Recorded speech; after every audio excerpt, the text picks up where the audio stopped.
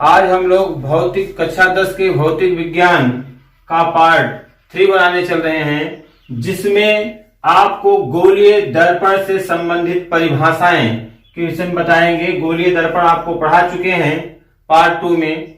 अब गोलीय दर्पण से संबंधित परिभाषाओं में सबसे पहले दर्पण का ध्रुव, उसके बाद वक्रता केंद्र, वक्रता त्रिज्या, मुख्य अक्ष, मुख्य फोकस। तो सबसे पहले दर्पण का ध्रुव। गोलीय दर्पण, ध्यान दीजिएगा, सबसे पहले चित्र बना दें इसमें। यह आपका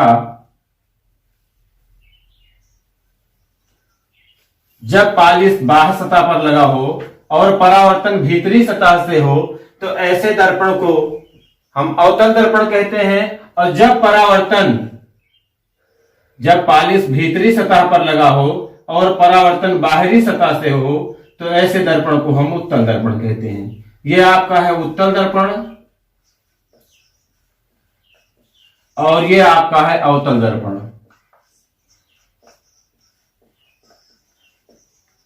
अब इसमें दर्पण का ध्रुव होता है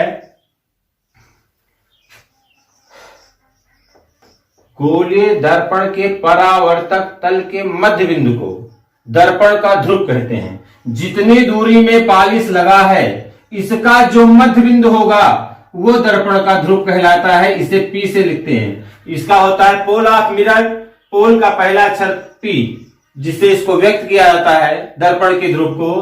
तो गोलीय दर्पण में परावर्तक तल के मध्य बिंदु को, मान लीजिए गोलीय दर्पण इतना बड़ा है, इसमें अगर पालिश यहां से लगा है तो इसका जो मध्य बिंदु होगा वो दर्पण का P कहलाएगा, अर्थात पोल, दर्पण का ध्रुव।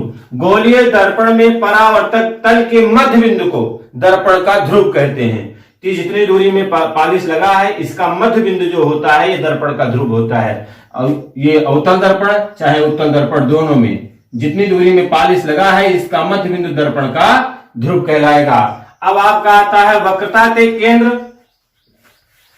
इसका डिफिनेशन हो जाएगा गोलीय दर्पण में के परावर्तक तल के मध्य बिंदु को दर्पण का ध्रुव कहते हैं। इसे P से प्रदर्शित करते हैं। अब आपका आता है वक्रता केंद्र। गोलीय दर्पण जिस खोखले गोले का कटा भाग होता है उसके केंद्र को दर्पण का वक्रता केंद्र कहते हैं। जो दर्पण बनता है किसी खोखले गोले से कटा भाग होता है। ये मान लीजिए कोई खोखला गोला है, यहां से ये काटा गया है दर्पण। अब इसमें जो जिस खोखले गोले का यह भाग होगा उसके केंद्र को दर्पण का वक्रता केंद्र कहते हैं। अर्थात इससे इस गोले से जितने भी दर्पण कट रहे हैं सबका वक्रता केंद्र वही होगा, एक ही होगा। अब जैसे आपका है, मान लीजिए यह आपका है अवतल दर्पण, यह आपका ध्रुव P हमको ज्ञात हो चुका है। अब ये जिस खोखले गोले का कटा भाग होता है उसका केंद्र को दर्पण का वक्रता केंद्र कहते हैं। सपोज करिए इतना बड़ा खोखले गोले से जिससे कटा था उसका जो केंद्र था वही दर्पण का वक्रता केंद्र कहते हैं। इसे C से प्रदर्शित करते हैं। क्योंकि सेंटर ऑफ कर्वेचर होता है, सेंटर का C जो पहला अक्षर होता है, इसी से इसको व्यक्त किया जाता है। तो गोलीय दर्पण जिस खोखले गोले का कटा भाग होता है उसके केंद्र को दर्पण का वक्रता केंद्र कहते हैं। ये अवतल दर्पण है आपका। और उत्तल दर्पण में भी यही चीजें, उत्तल दर्पण जो आपका बनेगा यह आपका उत्तल दर्पण है।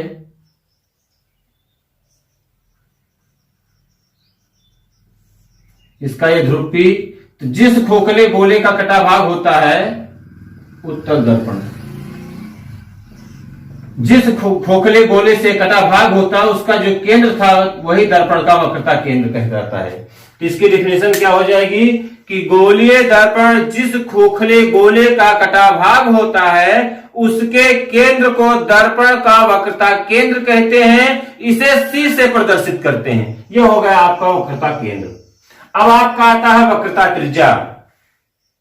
गोलीय दर्पण के ध्रुव P और वक्रता केंद्र C के बीच की दूरी को दर्पण की वक्रता त्रिज्या कहते हैं। चाहे ऐसे डिफिनेशन कहिए या गोलीय दर्पण जिस खोखले गोले का कटा भाग होता है उसकी त्रिज्या को दर्पण की वक्रता त्रिज्या कहते हैं। जिस गोले से कटा था उसकी जो त्रिज्या थी वो दर्पण की वक्रता त्रिज्या कहते हैं। इसे आर से प्रदर्शित किया जाता है। अब ये चीजें चाहे जो है इसमें देखिए दोनों दर्पणों में वही वक्रता त्रिज्या होगी। इसके दोनों डिफिनेशन लिख सकते हैं। गोलीय दर्पण जिस खोखले गोले का कटा भाग होता है उसकी त्रिज्या को दर्पण की वक्रता त्रिज्या कहते हैं। चाहिए डिफिनेशन लिखा जाए, चाहिए भी कह सकते हैं कि गोलीय दर्पण में दर्पण के ध्रुव P और वक्रता केंद्र C के बीच की दूरी को दर्पण की वक्रता त्रिज्या कहते हैं। इसे आर से प्रदर्शित करते हैं। अब आता है मुख्य अक्ष।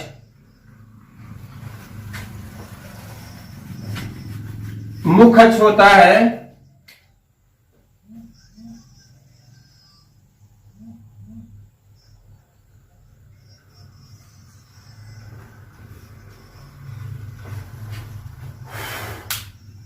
दर्पण के ध्रुव P और वक्रता केंद्र C से होकर जाने वाली रेखा दर्पण की मुख्य अक्ष कहलाती है। वक्रता केंद्र C और दर्पण के ध्रुव P से होकर जाने वाली रेखा मुख्य अक्ष कहलाती है। यह है आपका मुख्य अक्ष अर्थात प्रिंसिपल एक्सिस। पीसी क्या है? दर्पण का मुख्य अक्ष है।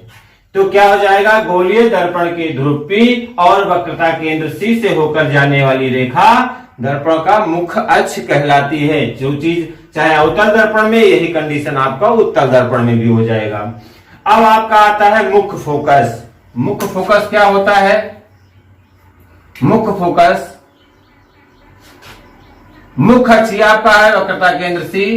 मुख्य अक्ष के समांतर जाने वाली प्रकाश किरणें, मुख्य अक्ष के समांतर जितनी भी किरणें चलेगी, मुख्य अक्ष के समांतर जाने वाली प्रकाश किरणें दर्पण से परावर्तन के पश्चात यहां पर किरणें आएगी। इनको कहते हैं आपतित किरण अर्थात आने वाली किरण।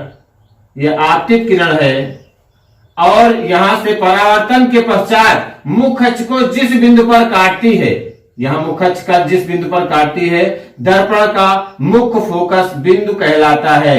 अर्थात क्या हो गया कि मुख्य अक्ष के समांतर जाने वाली प्रकाश किरणें दर्पण से परावर्तन के पश्चात मुख्य अक्ष को जिस बिंदु पर प्रच्छेद करती है अर्थात काटती है, उसे दर्पण का मुख्य फोकस बिंदु कहते हैं, प्रिंसिपल फोकस। ये अवतल दर्पण में इसको कहते हैं परावर्तित किरण। परावर्तित किरण यह है आपका अवतल दर्पण। यही कंडीशन आपका उत्तल दर्पण में जो हो जाएगा। उत्तल दर्पण में आभासी होता है, ध्यान दीजिएगा। ये आपका उत्तल दर्पण है, प्रतीत होती है इसमें। अब इसमें ये आपका हो गया मुख्य अक्ष, यहां वक्रता केंद्र C और दर्पण का ध्रुव P। ये आपका है उत्तल दर्पण। उत्तल दर्पण इसमें भी वही कंडीशन लागू होगा कि मुख्य अक्ष के समांतर जाने वाली प्रकाश किरणें हमेशा बाएं तरफ से डाली जाती हैं। मुख्य अक्ष के समांतर जाने वाली प्रकाश किरणें दर्पण से परावर्तन, ध्यान दीजिएगा, दर्पण से यहां परावर्तन के पश्चात वास्तविकता तो इधर को लौट जाती हैं, लेकिन प्रतीत होता है यहां से होकर जा रही है। अर्थात मुख्य अक्ष को जिस बिंदु पर काटती हैं वो दर्पण का मुख्य फोकस बिंदु कहलाता है। यह आपकी है आपतित किरण। आपतित किरण और यह आपका हो जाएगा परावर्तित किरण।